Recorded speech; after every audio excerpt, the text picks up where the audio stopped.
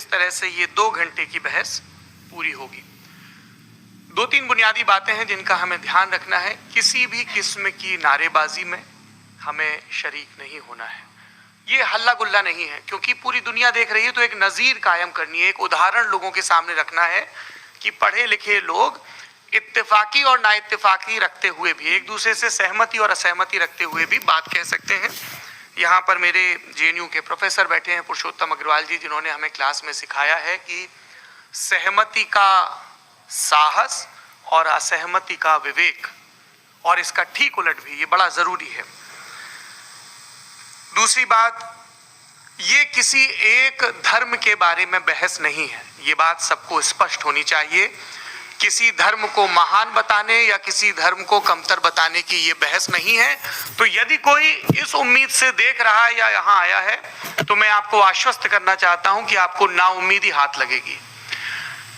इस बहस में बहुत ज्यादा धार्मिक प्रतीकों के इस्तेमाल को लेकर भी ये दोनों लोग जो अभी आपको गंभीर दिख रहे हैं, भले लोग हैं, कल शाम को चाय पर मिले थे, बहुत हंसी मजाक भी इनके बीच हुआ था, और गलबैयां डालते हुए एक तस्वीर भी हुई थी।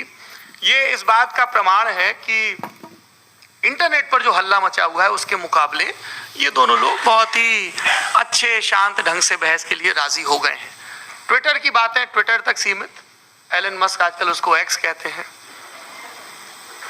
और अब इस बहस की शुरुआत मैं इन विद्वानों का, हालांकि इनको परिचय की जरूरत नहीं, पर हो सकता है, हमें पत्रकारिता में सिखाया जाता है कि नेवर अज्यूम, विज्ञान भी यही कहता है।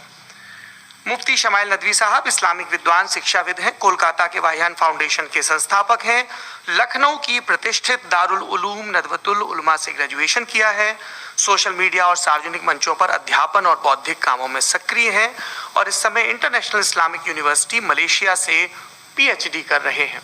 अच्छी बात यह है कि पढ़ाई के साथ साथ ट्रैवल ब्लॉग भी बनाते हैं। पेट्रोनस टावर के सामने का ब्लॉग हमने देखा। हमारे साथ जावेद अख्तर साहब हैं। जावेद अख्तर साहब कवि हैं, शायर हैं, गद्य भी लिखते हैं, फिल्मों के लिए संवाद लिखे हैं, गीत लिखे हैं।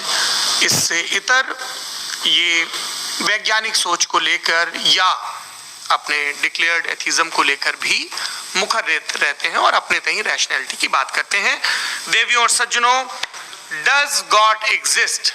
इस सवाल का जवाब सब अपने अपने तहीं खोजने की कोशिश कर रहे हैं। कोई इसको गॉड डैम पार्टिकल की खोज बताता है, कोई गॉड पार्टिकल की खोज बताता है, कोई हिग्स बोसान की खोज बताता है, कोई ये सवाल जवाब तलाशने की कोशिश करता है कि मास एग्जिस्टेंस में आखिर आया